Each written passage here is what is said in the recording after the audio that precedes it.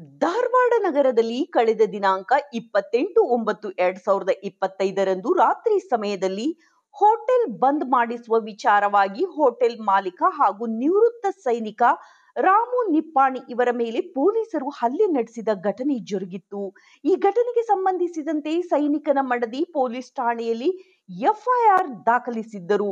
ಈ ಬಗ್ಗೆ ಮಾಧ್ಯಮ ಪ್ರತಿನಿಧಿಗಳೊಂದಿಗೆ ಮಾತನಾಡಿದ ಹುಬ್ಬಳ್ಳಿ ಧಾರವಾಡ ನಗರದ ಪೊಲೀಸ್ ಆಯುಕ್ತರಾದ ಎನ್ ಶಶಿಕುಮಾರ್, ಈ ಘಟನೆಯ ಕುರಿತು ಕೂಲಂಕುಷವಾಗಿ ಪರಿಶೀಲನೆ ನಡೆಸಲಾಗಿದೆ.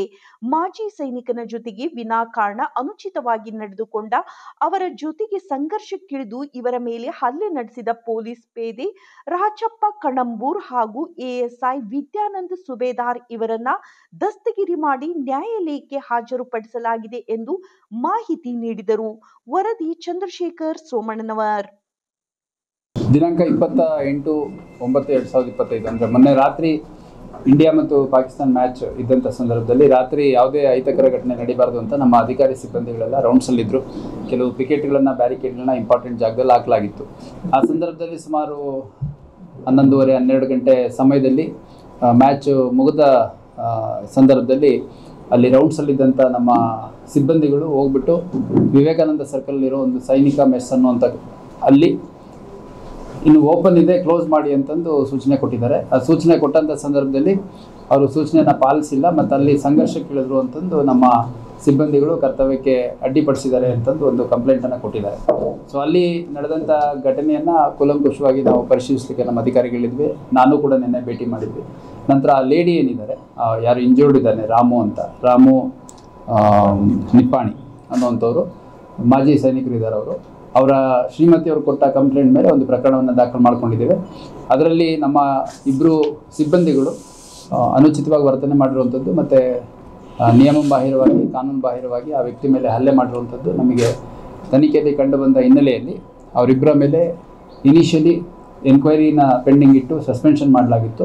ಅದಾದ ನಂತರ ತನಿಖೆಯಲ್ಲಿ ಅವರ ಒಂದು ನಡವಳಿಕೆ ಏನಿದೆ ಅದು ಅಫೆನ್ಸ್ ಅಂತ ಕಾನ್ಸ್ಟಿಟ್ಯೂಟ್ ಆಗಿರೋದ್ರಿಂದ ಮತ್ತು ಆ ಲೇಡಿ ಕೊಟ್ಟಿರೋ ಕಂಪ್ಲೇಂಟ್ ಏನಿದೆ ಆ ಕಂಪ್ಲೇಂಟಲ್ಲಿ ನಮ್ಮ ತನಿಖೆಯಲ್ಲಿ ಇರುವಂಥ ವಿಷಯಗಳು ತನಿಖೆಯಲ್ಲಿ ಕಂಡು ಬಂದದರ ಹಿನ್ನೆಲೆಯಲ್ಲಿ ಇಬ್ಬರು ಸಿಬ್ಬಂದಿಗಳು ಎಎಸ್ಐ ವಿದ್ಯಾನಂದ ಸುಬೇದಾರ್ ಮತ್ತು PC ರಾಚಪ್ಪ ಕಣಂಬೂರ್ ಅನ್ನೋಂಥವ್ರನ್ನ ನಾವು ವಶಕ್ಕೆ ತಗೊಂಡು ವಿಚಾರಣೆಗೆ ಒಳಪಡಿಸಿ ಅವ್ರನ್ನ ದಸ್ತಗಿರಿ ಮಾಡಿ ನ್ಯಾಯಾಲಯದ ಮುಂದೆ ಹಾಜರು ಮಾಡಿದ್ದೇವೆ.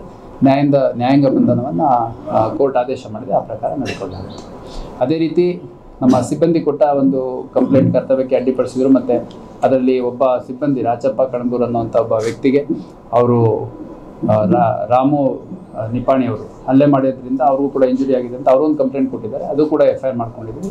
ಅದನ್ನು ಇನ್ವೆಸ್ಟಿಗೇಷನ್ ಮಾಡಲಾಗುತ್ತೆ.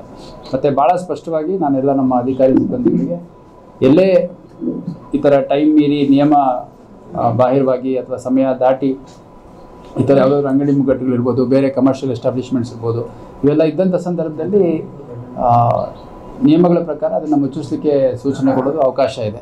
ಆದರೆ ಈ ರೀತಿ ಸಂಘರ್ಷಕ್ಕೆ ಇಳಿಯುವಂಥ ಅವಕಾಶ ಇಲ್ಲ. ಹಾಗಾಗಿ ನಮ್ಮ ಸಿಬ್ಬಂದಿಗಳಿಗೂ ಕೂಡ ನಮ್ಮ ಅಧಿಕಾರಿಗಳ ಮುಖಾಂತರ ಎಲ್ಲರಿಗೂ ಈ ವಿಷಯದ ಬಗ್ಗೆ ಮನವರಿಕೆ ಮಾಡಿಕೊಂಡಾಗಿದೆ.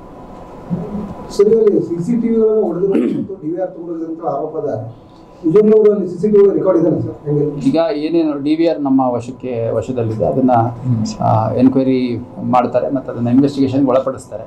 ಮತ್ತು ಭಾಳ ಸ್ಪಷ್ಟವಾಗಿ ಅಲ್ಲಿದ್ದಂಥವ್ರೆ ಒಬ್ಬರು ಮಾಡಿರುವಂಥ ವಿಡಿಯೋದಲ್ಲಿ ಹೆಲ್ಮೆಟ್ ತೊಗೊಂಡು ನಮ್ಮ ASI ಹೊಡೆಯುವಂಥದ್ದು ಭಾಳ ಸ್ಪಷ್ಟವಾಗಿ ಕಂಡು ಬಂದಿದೆ. ಅದರ ಹಿನ್ನೆಲೆಯಲ್ಲಿ ಅರೆಸ್ಟ್ ಮಾಡಿರುವಂಥದ್ದು. ಈಗ ಸಿಬ್ಬಂದಿಗಳಾಗಲಿ ಅಧಿಕಾರಿಗಳಾಗಲಿ ಯಾರೇ ಆಗಲಿ ಸಾರ್ವಜನಿಕರ ಜೊತೆ ಮಿಸ್ಬಿಹೇವ್ ಮಾಡಲಿಕ್ಕೆ ಅವಕಾಶ ಇಲ್ಲ. ಯಾವುದೇ ಕಾರಣಕ್ಕೂ ಮಿಸ್ಬಿಹೇವ್ ಮಾಡಬಾರ್ದು. ಯಾಕಂದರೆ ನಾವು ಅಧಿಕಾರಿಗಳಾಗಿ ಮತ್ತು ನಮ್ಮ ಇಲಾಖೆಯ 98-99% ಜನ ಸಾರ್ವಜನಿಕ ಹಿತದೃಷ್ಟಿಯಿಂದ ಹಗಲು ರಾತ್ರಿ ಕೆಲಸ ಮಾಡ್ತಿರ್ತಾರೆ. ಬಿಸಿಲು ಮಳೆ ಗಾಳಿ ಎಲ್ಲ ಸಂದರ್ಭದಲ್ಲೂ, ಹಬ್ಬ ಹರಿದಿನ ಇದ್ದಂಥ ಸಂದರ್ಭದಲ್ಲಿ, ಜಾತ್ರಾ ಮಹೋತ್ಸವಗಳಿದ್ದಂಥ ಸಂದರ್ಭದಲ್ಲಿ ಮತ್ತು ಎಲ್ಲರ ಮನೆಗಳಲ್ಲೂ ಹಬ್ಬ ಮಾಡುವಂಥ ಸಂದರ್ಭದಲ್ಲಿ ನಮ್ಮ ಅಧಿಕಾರಿ ಸಿಬ್ಬಂದಿಗಳು ಕರ್ತವ್ಯ ನಿರ್ವಹಿಸ್ತಾ ಇರ್ತಾರೆ.